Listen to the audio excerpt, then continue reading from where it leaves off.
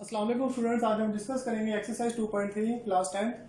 इससे previous video में हमने पहले 3 क्वेश्चन सॉल्व किए थे। नेक्स्ट आज हम क्वेश्चन नंबर 4, 5 और 6 को सॉल्व करेंगे। अगेन पहले मैं उसको आपको रिव्यू दे दूं क्वेश्चन जो हमने सॉल्व किए थे लास्ट टाइम। कि हमारे पास सबसे पहले हमने पढ़ा था कि अल्फा प्लस बीटा जो होता है सम ऑफ रूट्स वो होता है minus B over A, and product of roots होता है अल्फा बीटा जो कि होता है सी ओवर ए। अब अल्फा बीटा यहाँ पे कहाँ से आए हैं? ये बेसिकली मेरे पास क्वाड्रेटिक फार्मूले थे जो क्वाड्रेटिक फार्मूले में हमारे पास रूट्स बनते हैं minus B plus minus under root B square minus 4ac over 2a। एक को हम अल्फा कह देते हैं और दूसरे को बीटा कह देते हैं। तो मेरे पास इस इक्वेशन के दो रूट्स आते हैं, A X square plus B X plus C is equal to 0 के दो रूट्स हैं अल्फा और दूसरा मेरे पास है बीटा। तो स्टूडेंट सबसे पहले हम देखते हैं कि अगर मेरे पास अल्फा बीटा दो रूट्स होते हैं जो कि टोटली डिफरेंट होते हैं, यहाँ पे उसने हमें कहा है कि if roots of the equation differ by unity. Differ मतलब डिफरेंस और यूनिटी का मतलब होता है वन। तो हमारे पास अब जो जिसने यहाँ पे कंडीशन दे दी है कि इन दोनों में वन का डिफरेंस है, मतलब अगर अल्फा की वैल्यू 2 है तो बीटा की वैल्यू क्या होगी? 1 होगी। इसको मैं इस तरह भी लिख सकता हूँ 2 माइनस 1, मतलब जो अल्फा होगा बीटा उसमें से क्या होगा? एक कम होगा। तो अल्फा अगर मेरे पास है तो बीटा किसके बराबर आ जाएगा? अल्फा माइनस 1 के आ जाएगा। अब यहाँ पे बीटा हम यूज नहीं करेंगे, हम क्या यूज करेंगे कि यूनिटी का मतलब 1 होता है और डिफर का मतलब माइनस। तो दोनों में एक का डिफरेंस होगा तो दूसरी वैल्यू में एक पहले के तरीके से ही निकाल सकता हूँ। तो बीटा मेरे पास आ जाएगा अल्फा माइनस 1। तो यहाँ पर इसको सोल्व करते हैं। सबसे पहले देखते हैं ए की वैल्यू 1 है, बी की वैल्यू -1 है और सी की वैल्यू मेरे पास है पी का स्क्वायर। तो स्टूडेंट सबसे पहले हम देख लेते हैं अल्फा प्लस बीटा मेरे पास क्या होगा? Minus B over A. तो माइनस बी की वैल्यू भी -1 है, ए की 1 है तो ये 1 आ जाएगा। और अल्फा बीटा मेरे पास क्या होगा? सी ओवर ए।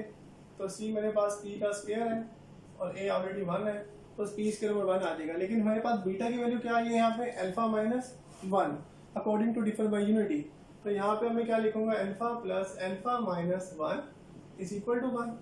तो ये 2 अल्फा हो जाएगा, -1 जाएगा तो प्लस हो जाएगा तो 2। तो अल्फा की वैल्यू यहाँ से मेरे पास आ जाएगी 1 और जो अल्फा की वैल्यू मेरे पास आई है वो मैं यहाँ पुट करूंगा। और पहले बीटा की वैल्यू हम लिख लेते हैं alpha into alpha minus 1 is equal to P का स्क्वायर। तो जब मैं इसमें अल्फा की वैल्यू 1 लिखूंगा तो 1 minus 1 is equal to P का स्क्वायर। तो ये 0 हो जाएगा, 0 is equal to P square. और अगर हम दो तरफ स्क्वायर रूट भी ले लें तो पी का आंसर मेरे पास क्या आ जाएगा? 0,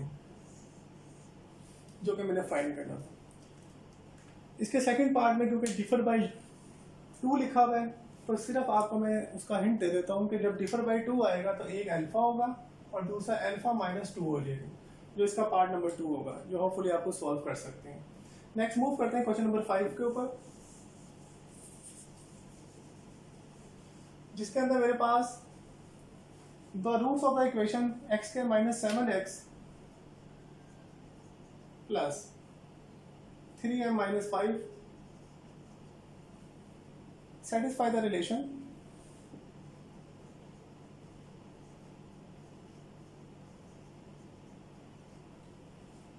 three alpha plus 2 beta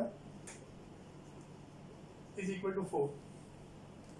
find m की वैल्यू हमने फाइंड करनी है।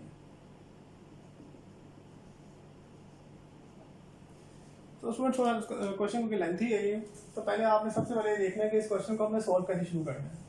अब देखिए सबसे पहले हम देखते हैं कि हमारे पास अगर m की वैल्यू हमने फाइंड करनी है और हमें गिवन ये है कि ये चीज सेटिस्फाई कर रही है इस रिलेशन को। आपको अगर कोई क्वेश्चन का आइडिया नहीं हो रहा, आप सबसे पहले ऐसा करें, इसका सम और प्रोडक्ट ऑफ रूट्स फाइंड कर लें। किसी भी क्वेश्चन को शुरू करना है आपने पहले सम और प्रोडक्ट निकाल लेनी है, जिससे हमें थोड़ा बहुत आइडिया मिलना शुरू हो जाएगा। तो स्टूडेंट हम देखते हैं इसका सम ऑफ रूट्स क्या होगा। ए की वैल्यू 1 है, बी की वैल्यू मेरे पास -7 है और सी की वैल्यू मेरे पास 3m माइनस 5 है। तो अगर मैं इसका सम ऑफ रूट लेता हूँ तो मेरे पास अल्फा प्लस बीटा आ जाएगा माइनस बी ओवर ए। तो माइनस ऑलरेडी है तो ये 7 के इक्वल आ जाएगा। तो अल्फा बीटा मेरे पास क्या आ गया? 7। नेक्स्ट मैं फाइंड कर लेता हूँ प्रोडक्ट ऑफ रूट। तो प्रोडक्ट ऑफ रूट जब मैं फाइंड करूंगा तो मेरे पास alpha beta is equal to C over A. तो ये आ जाएगा 3m माइनस 5। सिर्फ हमने क्या काम किया? दो चीजें फाइंड कर ली हैं, एक सम ऑफ रूट्स और एक प्रोडक्ट ऑफ रूट्स। अब मुझे आपसे ऑब्जर्व करके देखें कि मैंने जो फाइंड करना है वो m की वैल्यू फाइंड करनी है और m की वैल्यू किसके ऊपर डिपेंड कर रही है? अल्फा बीटा के ऊपर। इसका मतलब है कि m की वैल्यू तब तक नहीं आ सकती जब तक अल्फा बीटा की वैल्यू नहीं आ सकती। अब अल्फा और बीटा दो वेरिएबल हैं, और दो वेरिएबल्स जब भी आप कभी भी आपने सॉल्व करने हो उसके लिए आपके पास दो इक्वेशन रिक्वायर्ड होती हैं। तो एक इक्वेशन उससे पहले हमें दे दी है क्वेश्चन के अंदर, और दूसरी हमने यहाँ से फाइंड कर ली है। इन दो इक्वेशंस को हम सॉल्व करेंगे साइमल्टेनियसली, और उसके बाद अल्फा बीटा की वैल्यू फाइंड कर लेंगे।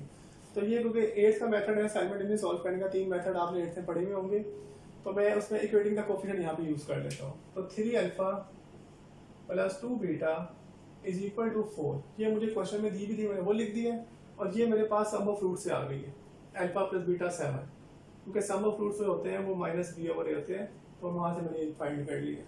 अब मैंने इसके अगर कोएफिशिएंट बराबर करने हैं, मैं इस इक्वेशन को 3 से मल्टीप्लाई कर सकता हूँ। तो अगर मैं पहली इक्वेशन को 3 से मल्टीप्लाई करता हूँ तो मेरे पास आएगा 3 alpha then 3 beta and then 21। Coefficient बराबर हो गए अल्फा के, इन दोनों को क्योंकि साइन सेम है तो हम इनको सब्ट्रैक्ट करेंगे, तो ये कैंसिल हो जाएगा। यहाँ से मेरे पास माइनस बीटा आ जाएगा और माइनस टू 17, तो माइनस माइनस कैंसिल हो जाएगा, तो बीटा की वैल्यू मेरे पास आ जाएगी 17। नेक्स्ट स्टूडेंट हम देखते हैं कि हमारे पास अल्फा की वैल्यू क्या होगी। तो उसके लिए मेरे पास अल्फा प्लस बीटा क्योंकि 7 के इक्वल था, तो ये बीटा की वैल्यू मैं यहाँ पुट कर सकता हूँ। Alpha plus beta is equal to 7, जब बीटा की वैल्यू 17 में यहाँ पुट करूंगा तो alpha plus 17 is equal to 7 जाएगा तो माइनस हो जाएगा, तो अल्फा आ जाएगा 7 minus 17, alpha is equal to -10। तो ये दो जो वैल्यूज मुझे चाहिए थी वो दोनों मिल चुकी हैं। अब इन दोनों वैल्यूज को मैं पुट करूंगा प्रोडक्ट ऑफ रूट्स में फार्मूले में, क्योंकि पी बना था सी ओवर ए। तो अल्फा की वैल्यू मेरे पास आ जाएगी -10, बीटा की वैल्यू मेरे पास आ जाएगी 17, 3m माइनस 5, 170 माइनस के साथ आ जाएगा, -5 इधर के प्लस हो जाएगा, तो ये मेरे पास आ जाएगा -165, और जब 3 को इससे डिवाइड करूंगा मैं तो मेरे पास 1 कैरी आ जाएगा, तो -55 आंसर आ जाएगा m का। तो बाकी स्टूडेंट जो भी क्वेश्चन है इसके बाकी पार्ट्स हैं वो आप इसी तरह सॉल्व कर सकते हैं। अगर कोई इसमें प्रॉब्लम है तो आप इसकी फर्दर एग्जांपल्स भी देख सकते हैं, अदरवाइज जितना जो क्वेश्चन मैंने यहाँ पे करवाया है वो इससे बिल्कुल सेम है, बाकी पार्ट भी सॉल्व हो जाएंगे। ओके, लास्ट क्वेश्चन नंबर 6 है इसका, उस पर मूव करते हैं।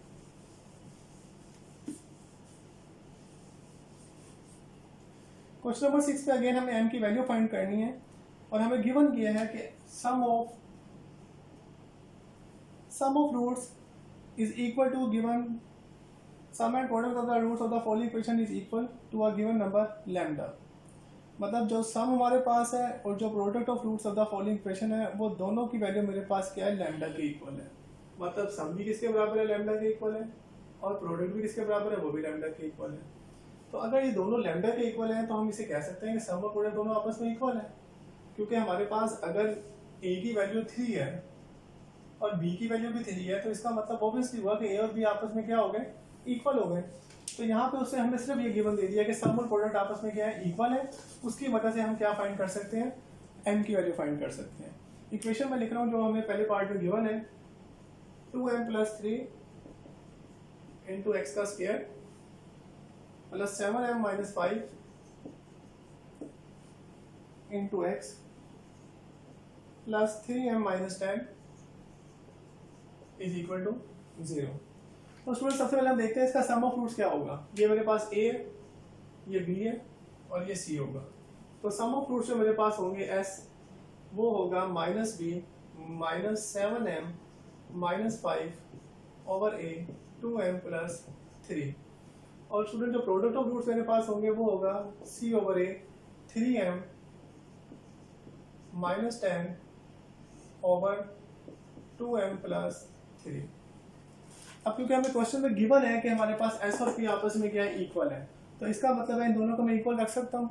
तो जब मैं इन दोनों को इक्वल रखूंगा, क्योंकि मेरे पास s भी लैम्डा के इक्वल है और लैम्डा भी p के इक्वल है, तो मेरे पास s की जो वैल्यू आई है वो मैं इन दोनों को जब इक्वल रखूंगा -7m - 5 over 2m + 3 is equal to 3m - 10 over 2m + 3। तो उसमें दोनों को डिवाइड में सेम वैल्यू दें, कैंसिल हो जाएंगी। अब इसको फर्दर अगर सॉल्व करेंगे तो -7m प्लस 5 नेगेटिव से साइन चेंज हो जाएंगे और 3m माइनस 10, 7m को उधर मूव कर देते हैं और 10 को उधर मूव कर देते हैं, तो 5 प्लस 10 और 3m प्लस 7m, तो ये मेरे पास आ जाएगा 15 इज इक्वल टू 10m, और 10 को जब जाके डिवाइड करेंगे तो m की वैल्यू आ जाएगी 3/2। इसका सेकंड पार्ट भी आप इस तरह सॉल्व कर सकते हैं। Thank you so much.